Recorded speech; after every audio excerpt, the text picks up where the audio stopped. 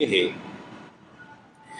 जो कि खालिक कायनात भी है और मालिक कायनात भी है। दुरूद व सलाम हो नबी मुकर्रम शफ़ी मुअज़्ज़म हज़रत मोहम्मद मुस्तफ़ा सल्लल्लाहु अलैहि वसल्लम की ज़ात बबरक़ात पर और आपकी हाल पर और आपके असहाब पर। लाइक सद एहतराम तमाम हाज़रीन सामाईन, हबीबुर रहमान साहिब और दीगर दोस्त अहबाब, हज़रात मोहतरम,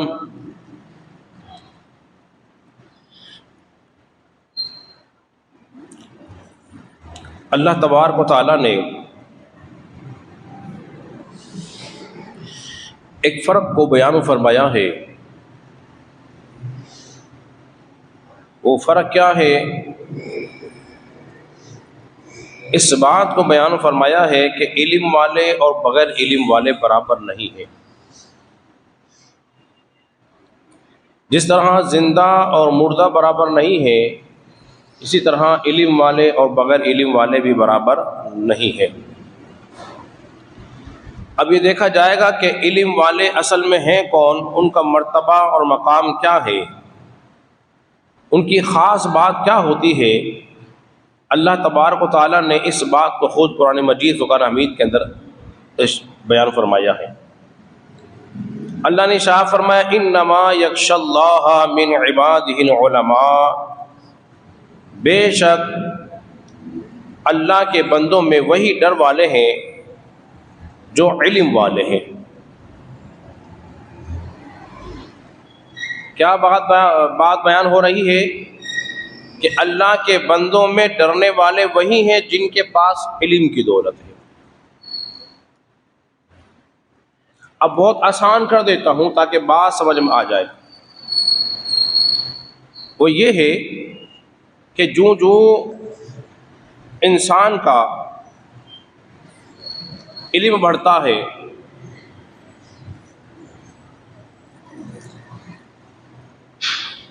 वैसे वैसे उसके अंदर खौफ खुदा भी बढ़ता है। जितना इल्म ज्यादा उतना खौफ खुदा ज्यादा। यूं समझ लीजिए, जितना इल्म ज्यादा होता है उतना ही बंदा अल्लाह के करीब होता है, अल्लाह के करीब होता है। और मेरे करीम आका ने शाह फरमाया, आप फरमाते हैं कि अल्लाह तबारक व तआला को सबसे ज्यादा मैं जानने वाला हूं। अल्लाह तबारक व तआला को सबसे ज्यादा जानने वाला मैं हूं। तो जो सबसे ज्यादा जानने वाला है, हुजूर फरमाते हैं सबसे ज्यादा डरने वाला भी मैं ही हूं। तो हुजूर अलैहिस्सलातु वस्सलाम चूंकि अल्लाह की हकीकत, अल्लाह की मारिफत को सबसे ज्यादा जानते थे, रखते थे, इसलिए हुजूर सबसे ज्यादा डरते थे। हजरात मोहतरम, ये खौफ खुदा जो है, ये बंदे को रब से दूर नहीं करता। बाकी दुनिया के जो खौफ हैं ये बंदे को दूर करते हैं। मिसाल के तौर पर अगर ये माइक अगर मेरे करंट मारे तो मैं इसके करीब नहीं होऊंगा, दूर होऊंगा। तो जिससे इंसान को खौफ होता है, इंसान उससे दूर भागता है, कहीं मेरी जान को खतरा ना हो जाए, कोई नुकसान ना हो जाए। मगर कुर्बान जाइए, अल्लाह का खौफ बंदे को ऐसा है, जितना खौफ ज्यादा होता है बंदा अल्लाह के उतना ही करीब होता है। तो ये खौफ बुरा नहीं, हर खौफ बुरा हो सकता है, मगर रब का खौफ जो है ये बुरा नहीं, ये अच्छा है, ये बंदे को रब के करीब कर देता है। हजरत मोहतरम, तो फिर बगैर इल्म के, बगैर मार्फत इलाही के खौफ पैदा नहीं हो सकता। औसे बाग सरकार फरमाते हैं कि जब मैं छोटा था ना, तो हुआ यूं कि मैं एक बैल के पीछे पीछे हो लिया और जंगल की तरफ जाने लगा। उस बैल ने मुझे देखा, देखने के बाद कहा कि ए शेख अब्दुल कादिर जिलानी रहमतुल्लाहि ताला अलैह तुम इस किस्म के काम के लिए पैदा नहीं हुए हो। बेल बोल रहा है, मुझे बड़ा ताज्जुब हुआ। फरमाते हैं बस मैं अपने घर आया हूं और घर आने के बाद मैं अपनी मकान की छत पर चढ़ा। मकान की जब मैंने छत पर चढ़ा हूं, मैं क्या देखता हूं, अब मैं एक अजीब मंजर देखता हूं। एक अजीब मंजर तो देख कर आया हूं, एक उससे बड़ा मंजर देख रहा हूं।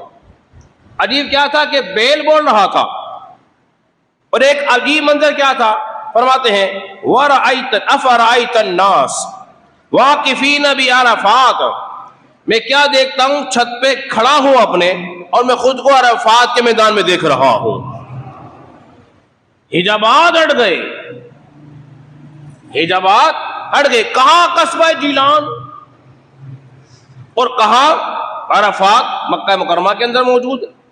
इतना फासला, इस फासले में पहाड़ भी होंगे, दरिया भी होंगे, रेगिस्तान भी होंगे, दरख्त भी होंगे, लेकिन अल्लाह तबारक व तआला ने सारे के सारे चीजों को हटा दिया और मैदान अरफात को दिखा दिया।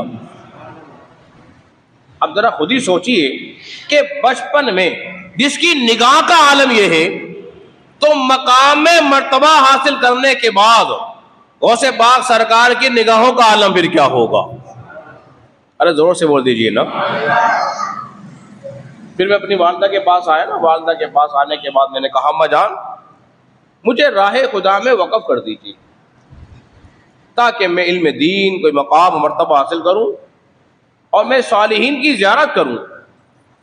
माँ कहने लगी बेटा तेरे दिल में ये ख्याल क्यों पैदा हुआ, क्या बात है आगे, कौन सा ऐसा वाकया तूने देख लिया। तो आपने सारा माजरा बयान किया। तो फिर माँ ने भी क्या कहा कि ठीक है बेटा, फिर मैं तुझे अल्लाह की रजा की खातिर अपने से जुदा करती हूं, और फिर मुझे तेरा जो मुंह है, तेरा जो चेहरा है, खूबसूरत चेहरा, बेटा अब मुझे ये कयामत के दिन ही देखना नसीब होगा। माँ कह रही है, आजकल की माँ की तरह माँ नहीं थी। आजकल की जो माएँ हैं, गौसे पाक की वालदा ऐसी नहीं थी, न उनके वालिद ऐसे थे। इतनी मार्फत खुदा रखने वाली औरत कह रही है कि बेटा अब मुझे तेरा चेहरा कयामत के दिन ही देखना नसीब होगा। मतलब यह है कि अब्दुल कादिर जुदा तो कर रही हूं, अब तेरी और मेरी मुलाकात होनी नहीं है दुनिया के अंदर। जब गौसे पाक की माँ को ये इल्म है, ये मार्फत हासिल है, तो फिर गौसे पाक को कितना मार्फत हासिल होगी, कितनी। जब गौसे पाक को हासिल है तो फिर रसूलुल्लाह को कितनी मार्फत हासिल होगी। और क्यों ना हो, मैं बता चुका हूं जो जितना डरता है अल्लाह के उतना बंदा बोलिए करीब होता है। हुआ क्या कि गौसे पाक के वालिद का नाम था सैयद मूसा। इन नामों को याद रखा करो, बड़े मुबारक नाम है ये। फरमाते कि मुजाहिदात का वक्त था, मैं किसी नदी के पास से गुजरा और भूख मुझे शदीद लगी। तो क्या देखा कि एक नहर में एक सेब चलता हुआ आ रहा था। मैंने उस सेब को खा लिया, जो कि मेरे लिए शरन क्या है बोलिए, जायज था। सेब खाने के बाद ख्याल आया कि ए सैयद मूसा तूने मालिक की इजाजत के बगैर खा लिया है। तकवा देखिए और परहेजगारी देखिए। अब ऐसा कर, जाके तलाश कर उसके मालिक को, उससे इजाजत ले और सेब माफ करा। हमारे यहां से गन्ने की ट्राली गुजरती है ना, कोई ठेला, तो हमारे बच्चे शौक से चढ़ते हैं, उसमें गन्ना तोड़ तोड़ के खाते हैं, समझते हैं कि हमारे बाप का माल है। शर्माई बात आपके।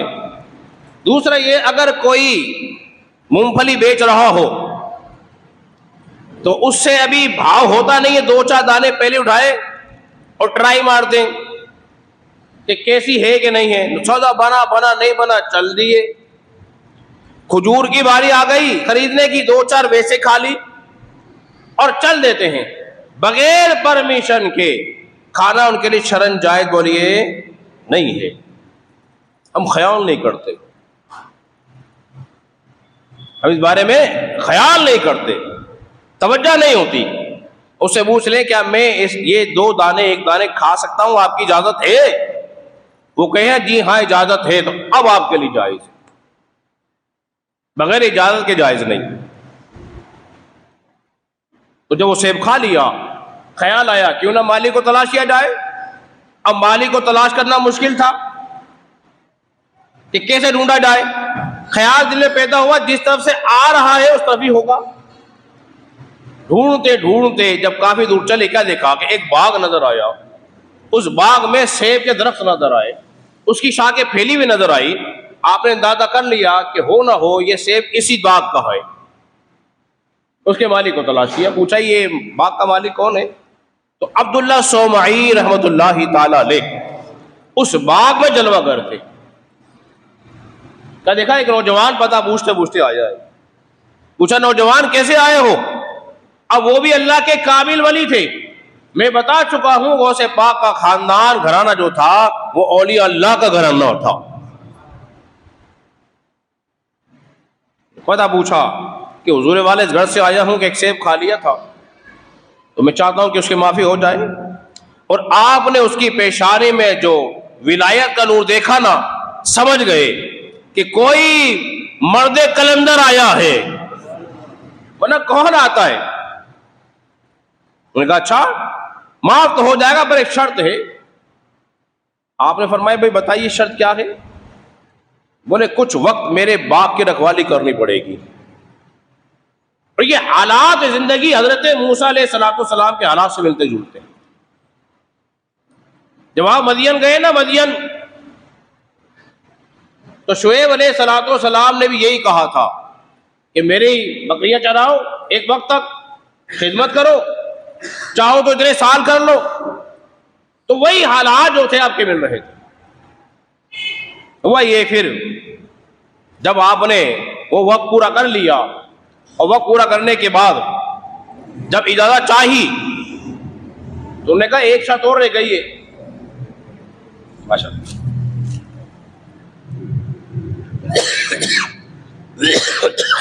फरमाया एक शर्त और है। फरमाया जी आप बताइए वो क्या है? फरमाया मेरी एक बेटी है जो कि गूंगी है, बहरी है, अपाज है, आंखों से देख नहीं सकती, पैरों से चल नहीं सकती। अब तुम्हें उससे निकाह भी करना पड़ेगा। आपने बगैर किसी चूहों चरा के हाँ भर ली, क्योंकि वो सेब माफ कराना था। जब बड़े मुख्तसर ये जब अंदर गई, क्या देखा? हसीन और जमील, खूबसूरत, जिसके आधा सलामत हैं, तशरीफ फरमा है। वापसी कदम भर आया, पूछा मुझे शायद गलत घर में दाखिल हो गया हूं। जब माजरा पूछा, फरमाया गलत घर में दाखिल नहीं, में घर वही है। बोले आपने तो ये कहा था। फरमाता इस एतबार से कहा था कि अंधी इस एतबार से है कि मेरी बेटी ने कभी किसी गैर मर्द के चेहरे को नहीं देखा। बहरी इस एतबार से है किसी गैर मर्द की आवाज अपने कानों से नहीं सुनी, कभी इन कदमों को लेकर घर से बाहर नहीं निकली। इस एतबार से कहा था। तो हजरात मोहतरम, जिसकी माँ इतनी पारसा हो, जिसका वालिद इतना पारसा हो, एक सेब की खातिर सालों लगा दे, उससे जो औलाद पैदा होती है वो सैयदना शेख अब्दुल कादिर जिलानी रहमतुल्लाहि ताला अलैह दुनिया में तशरीफ लाते हैं तो आते ही आप रमजान के रोजे रखते हैं। तो वो गौसे पाक जब इल्म दीन हासिल करने के लिए गए और आपने इल्म दीन हासिल किया और बगदाद शरीफ जब चले गए, आपके कदमों की बरकत से बगदाद में रहमत बरकत नाजिल होनी शुरू हो गई। फिर हुआ क्या कि फिर आपने इल्म दीन को बड़ी मुशक्कत, मेहनत और लगन के साथ हासिल किया। आपने इल्म फिक़्ह हासिल किया, इल्म अदब हासिल किया, इल्म तसव्वुफ़ हासिल किया, इल्म हदीस हासिल किया। इसलिए कि आप बहुत बड़े मुहद्दिस भी थे, बहुत बड़े मुफस्सिर भी थे, कुरान के कारी भी थे, हाफिज कुरान भी थे, मुदब्बिर कुरान भी थे, अपने वक्त के बहुत बड़े आलिम दीन भी थे। अरे बोलिए ना सुभान अल्लाह। गौसे पाक कोई आम आदमी नहीं थे, बहुत बड़े आलिम थे। 33 साल आपने जिंदगी के फतवा नवीसी की है, फतावे दिए हैं आपने, और 13 इल्मों के अंदर आप कलाम फरमाया करते थे। 13 उलूम कलाम कर रहे हैं। बड़े बड़े मुहद्दिस अजिल्ला, उस वक्त के फुकहा आपकी महफिल में आते। कुर्बान जाइए, आपकी आवाज मुबारक अल्लाह ने ऐसी प्यारी अता फरमाई थी। देखो ना, ये माइक चल रहा है, अगर लाइट चली जाए या कोई फन्नी खराबी हो जाए तो ये माइक की आवाज हो जाएगी बंद। तो मेरी आवाज जो है बमुश्किल से 4-5 सफ़ों तक जा सकती है, जाएगी तो ज्यादा आगे जाना मुश्किल। तो अगर मजमा ज्यादा हो तो और मुश्किल। गौसे पाक की आवाज मुबारक इतनी प्यारी थी, इतनी प्यारी थी कि जितनी साफ सुथरी आवाज करीब वाला यानी कि पहली सफ वाला सुनता था, उतनी ही साफ आवाज आखिरी सफ वाला भी सुना करता था। अल्लाह ने यह मकाम मर्तबा था।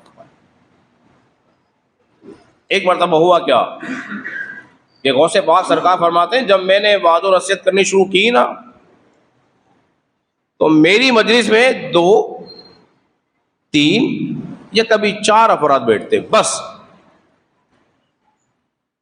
इससे ज्यादा लोग बैठते नहीं थे। इब्तिदा होती, इम्तिहान है। क्या देखा कि रसूलुल्लाह सल्लल्लाहु अलैहि वसल्लम तशरीफ लाए, और लाने के बाद हुजूर ने फरमाया, बेटा तुम वादो नसीहत क्यों नहीं करते? आपने हुजूर बयान किया, फरमाया मेरे करीब आओ जरा, और करीब आने के बाद कहा, बेटा जरा मुंह खोलो। फरमाते मैंने मुंह खोला, रसूल पाक सल्लल्लाहु अलैहि वसल्लम ने अपना लुआब दहन मुझे अता फरमाया 7 मरतबा। वो लुआब दहन जब अंदर गया और उस लुआब दहन ने अपना जब कमाल दिखाया, फिर क्या कमाल हो गया था। फरमाते जोहर से पहले हुजूर तशरीफ लाए, अभी जोहर की नमाज पढ़ी थी। हजरत अली मुर्तज़ा शेर खुदा रज़ी अल्लाह अन्हु को मैंने अपनी आंखों से देखा है। वो तशरीफ लाए, लाने के बाद अर्ज़ की, वही बेटा वाज़ो नसीहत क्यों नहीं करते? तो वही हुजूर पेश किया। आपने फरमाया बेटा जरा मेरे करीब आओ। करीब बुलाने के बाद 6 मरतबा आपने अपना लुआब दहन अता फरमाया।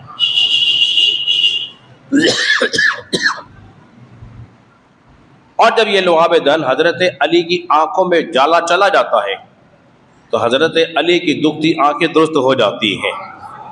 और ये लुआब दहन जब हजरत कतादा की आंख में लग जाता है तो आपकी आंख रोशन मुनव्वर हो जाती है। और ये लुआब दहन जब खारी कुएं में चला जाता है तो कुएं का खारी पानी मीठा हो जाता है। ये बरकत वाला जब अंदर गया, फिर क्या, मैं बता चुका हूं, आप हसनी और हुसैन सैयद हैं। इमाम हसन का कमाल और इमाम हुसैन का कमाल, दोनों कमाल जो है वो किसके अंदर मौजूद है? गौसे पाक रज़ी अल्लाह अन्हु की ज़ात अक़दस के अंदर मौजूद है। फरमाते हैं बस वो जब हुजूर ने अता किया ना, जब फेस दे दिया, फिर हुआ क्या, जो 2-3 अफराद थे ना, अब उनकी तादाद बढ़ने लगी आहिस्ता आहिस्ता आहिस्ता। कितने हो गए? 70 हज़ार का मजमा होता था। अरे जोर से बोलिए ना सुभान अल्लाह। 70 हज़ार का मजमा। लोग दूर दराज से सवारियों पर आते, बड़े बड़े उलमा कलम और दवात लेकर आते, आपके शदार लिखते। और देखिए मैं बता चुका हूं, आवाज में कमी नहीं होती थी क्योंकि इको साउंड तो था ही नहीं। और ये नमाज का मसला तो है नहीं, चलो जी मुकब्बिर खड़े हो जाए, एक के बाद एक तकबीर कह दे। वादो नसीहत का मसला था। तो आप वादो नसीहत फरमाते, 70 हज़ार का मजमा होता था, आवाज हर एक को पूरी आया करती थी। और हफ्ते में 3 दिन, जुम्मा आपने रखा हुआ था, फिर आपने मंगल का दिन रखा हुआ, आपने बुध का दिन रखा हुआ था। वादो नसीहत फरमाते, जोहर से पहले कुछ पढ़ाते, जोहर के बाद कुछ पढ़ाते। बहुत बड़े आलिम थे आप। हुआ क्या कि आपकी मजलिस में ना एक मसला आ गया, जिस तरह हमारे भी बहुत सारे मसाइल आ जाते हैं, कुछ नौजवान पूछते हैं, हारी साहब भी माशाल्लाह कोई ना कोई मसाइल आपके साथ पूछते रहते हैं। फ़ायदा ये होता है कि हारी साहब के पूछने से हो सकता है वो सवाल किसी और के जहन में घूम रहा हो तो उससे भी चला हो जाए। कभी कभार हमारे सिद्दीक भाई भी खड़े हो जाते हैं सवाल के लिए। तो इस तरह एक मसला आ गया, मसला बड़ा पेचीदा सा था। किसी शख्स ने कसम उठा ली कि लगा कि मैं ऐसी इबादत करूंगा कि मेरे सिवा कोई वो इबादत रूहे ज़मीन पर नहीं कर रहा होगा। अगर मैं ऐसा ना करूँ ना तो मेरी बीवी को 3 तलाक़ें। कितनी तलाक़ें? 3 तलाक़ें। अब के तो बैठा सोचने लगा कि क्या करूं, कुरान की तिलावत करूं, हो सकता है कोई और भी कर रहा हो, नवाफिल पढ़ूं तो हो सकता है कोई और भी पढ़ रहा हो, तहज्जुद पढ़ूं तो हो सकता है कोई और भी पढ़ रहा हो, हज पे चला जाऊं तो हो सकता है कोई और भी वो भी लोग गए होंगे। अब करूं तो क्या करूं, बीवी निकल रही है। एक बात ये सुन लीजिए पहले से ही कि गौसे पाक के जमाने में 3 तलाक़ें 3 ही हुआ करती थी। समझ रहे बात को? 3 तलाक़ें 3 ही हुआ करती थी। ये नई इजाद निकाल रखी है इन्होंने। तो जब उस वक्त के उलमा जब आजिज आ गए, बोले क्या करें, गौसे पाक के बाद मसला लिखा। गौसे पाक सरकार ने ये नहीं कहा जिस तरह हम कहते थे बसा औकात कोई मसला पूछे को जुजिया समझ में नहीं आ रहा होता है कि इसका जुजिया क्या है, भाई किताब में देख कर बताएंगे, कल तशरीफ ले आइएगा, कुछ वक्त दे दें, थोड़ा सा निकाल के देख कर आपको बता दें। गौसे पाक सरकार ने फरमाया फिल वोर लिखा। आपने लिखा कि ऐसा करो, उस शख्स को चाहिए सीधा मक्का तशरीफ ले जाए। अरे बोलिए सुभान अल्लाह। मक्का चले जाए और मक्का जाने के बाद हरम काबा, हुदूद काबा जो है, सहन काबा का हिस्सा, उसको खाली करा ले और खाली कराने के बाद अकेला तन्हा तवाफ कर ले, उसकी कसम पूरी हो जाएगी। अरे बोलिए सुभान अल्लाह। क्यों? इसलिए कि जब वो अकेला तवाफ कर रहा होगा ना तो रूह जमीन पे वो वाहिद इबादत होगी जो अकेला कर रहा होगा, कोई और नहीं कर रहा होगा। ये गौसे पाक का इल्मी मकाम था। और देखिए जब शोहरत होती है फिर लोग भी आते हैं, चलो जी अब इम्तिहान भी करें, देखें कितने पाए के हैं, कितना इल्म है भी है कि नहीं। तो उस वक्त के बड़े अजिल्ला फुकहा जो थे वो आपका इम्तिहान लेने के लिए आए। जब इम्तिहान लेने के लिए आए ना तो आप तशरीफ फरमा हुए, आपने उनको बैठने की इजाज़त दी और मुराकबा किया। आपके सीने अतर से नूर की किरणें जो निकली ना उनके सीनों पर पड़ी, जिसकी वजह से उनका सारा इल्म जो था वो सल्ब हो गया। बेचैन हुए, बेकरार हुए, जब करें तो क्या करें, एक विजदानी कैफियत तारी हो गई। थोड़ी देर के बाद गौसे पाक सरकार रहमतुल्लाह अलैह ने क्या किया कि तवज्जो दी और फिर आपने उनके सवालों के जवाब भी बताए, सवाल भी बताए, सवाल के जवाब भी बता दिए। तमाम लोगों ने इतराफ़ कर लिया वाकई ये गौसे पाक सरकार जो हैं अपने वक्त के बहुत बड़े आलिम दीन। हज़रात मोहतरम, बहुत तवज्जो चाहूँगा आपकी। इल्म दीन हासिल करने के लिए बड़ी मुशक्क़त उठानी पड़ती है, बड़ी तकलीफ़ उठानी पड़ती है, तब जाके इंसान को कोई मकाम व मर्तबा हासिल होता है, फिलफोर हासिल नहीं हो जाता।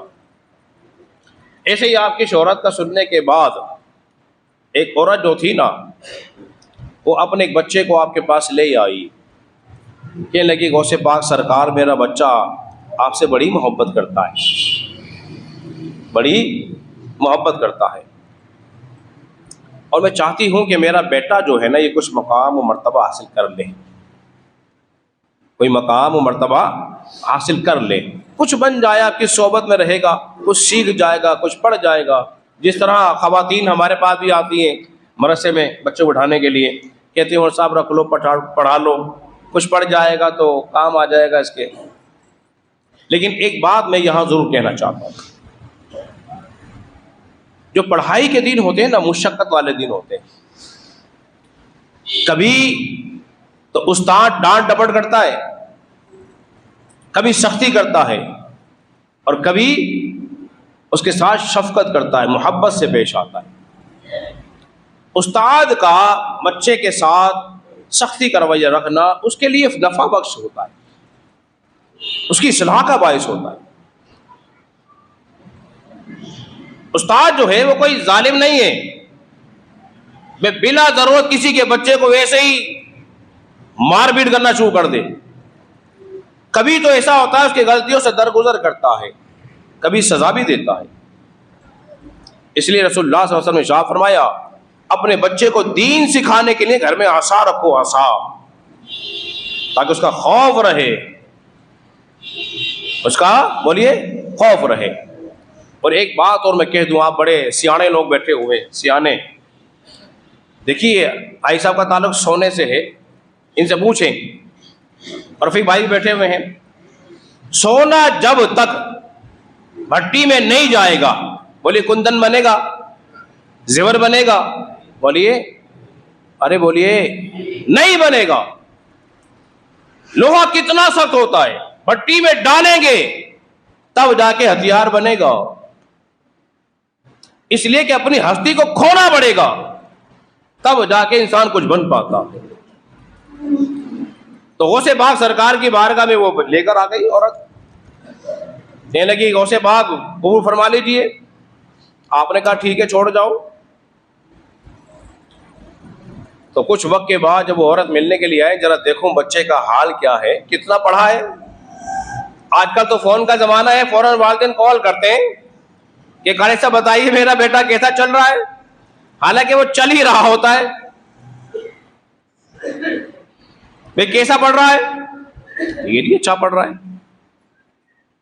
अब वो चूंकि आई मदरसे की जानिब और देखा कि मेरा बेटा किस दर्जे में पढ़ रहा है, कौन से कमरे में बैठे हैं, जरा हालचाल लूं। क्या देखा कि माई साहिबा ने कि बच्चा जो है ना, पहले माशाल्लाह ऐसा गबल्लू गोल गप्पा बच्चा होता ना, बड़ा सा मुंह होगा, सेहतमंद, खाते पीते घराने का बच्चा। अब गया ना, थोड़े दिनों के बाद वो बच्चा बिल्कुल सुकड़ कर, यानी कि मेरे से कुछ कम, समझे बात को, पतला दुबला सा हो गया। मां ने देखा मेरे बच्चा, ये क्या, पहला गुस्सा, इतना सेहतमंद छोड़ के गई थी तो इतना कमजोर हो गया, न जाने बच्चे क्या जुल्म ढा रहे हैं। और जब उसकी गिजा को देखा, क्या खा रहा है, दाल रोटी, ये खा रहा है, तो मां को और गुस्सा आया। अब चली तेज तेज कदमों से गौसे पाक के पास कंप्लेन करने के लिए, जाके जरा किस तरह औरतें कहते हैं, जरा सुना क्या हो ना उन मौलवी को, मेरे बच्चे को ऐसा मारा। अब वो भी आई सुनाने के लिए गौसे पाक को। और क्या देखा, गौसे पाक सरकार रहमतुल्लाहि ताला अलैह बैठे हैं ना, खाना तनाव फरमा रहे हैं, और मुर्गी रखी हुई है बेहतरीन, और अब खा रहे हैं। तो और गुस्से में इजाफा हो गया। एक तो पहला कमजोर, दूसरा सूखी रोटी, तीसरा गौसे पाक मुर्गी खा रहे। तो मां से रहा ना गया, कहने लगी अब्दुल कादिर, ये कोई इंसाफ की बात है, जो छोटा बच्चा शफकत के साथ करनी चाहिए थी वो सूखी रोटी खा रहा है, उसका हाल क्या हो गया है, और तुम यहां बैठ के मुर्गा उड़ा रहे हो, मुर्गी खा रहे हो। वो माँ बोलती रही, आप चुपचाप सुनते रहे, क्योंकि कभी कभार सुनने में भी नफा होता है। जब वो बोल बोल के थक गई, तो अब मकाम था अपनी अहमियत को जताना और बताना था, अब जलवा दिखाना था। तो फिर गौसे पाक सरकार ने क्या किया, जो वो जो हड्डी खा रहे थे ना, आपने उस पर हाथ रखा, और हाथ रखने के बाद फरमाया कुम बिइज़्निल्लाह, जिंदा हो जा अल्लाह के हुक्म से। अब वो जो फड़फड़ा के जिंदा हुई ना मुर्गी, हैरत ज़दा हो गई, आंख खुली की खुली रह गई ये मंजर देखकर। यानी गौसे पाक सरकार, ये क्या माजरा देख रही हूं। आपने फरमाया बड़ी भी जरा होले होले चल, क्या, जरा होले होले, इसलिए कि अभी तेरा बच्चे ने वो मकाम मर्तबा नहीं पाया है कि मुर्गियां खाए। जब वो मकाम मर्तबा हासिल कर लेगा ना, फिर मुर्गियां भी खाएगा। तो ये मकाम मर्तबा हासिल करने के लिए वक्त लगता है हज़रात मोहतरम, तब जाके इंसान को ये तमाम मरातब हासिल होते हैं। ऐसे नहीं हो जाते, अपनी हस्ती को मिटाना पड़ता है, याद इलाही में लगाना पड़ता है। अल्लाह रब्बुल इज्जत की बारगाह में दुआ करें, खालिक कायनात हम सबको समझने और अमल पैरा होने की तौफीक अता फरमाए।